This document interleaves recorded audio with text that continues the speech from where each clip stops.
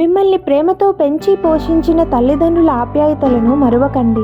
మీపై మీకు గల అపనమ్మకమే ఓటమి అని, మీపై మీకు గల అపార నమ్మకమే అసలైన విజయం అని తెలుసుకోండి. అపజయం జరిగిన చోటే విజయం పొందుతానని శక్తివంతమైన సంకల్పం చేయండి. అందుకు అల్పకాలిక వినోదాలకు వీడ్కోలిచ్చి అహర్నిశలు శ్రమించి మీకు మీ కుటుంబానికి పేరు ప్రఖ్యాతులు తీసుకురండి. ఎవరు ఎలా ఉన్నారనేది గమనించటం మీ పని కాదు.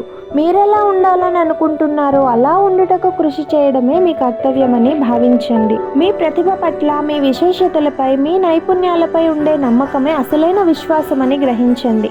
ప్రతిభకు పట్టం కట్టాలంటే మాయావి ఆకర్షణలకు లొంగకుండా, పక్కదారులు పట్టకుండా మీ మనస్సును మెడిటేషన్ ద్వారా నియంత్రించుకోండి.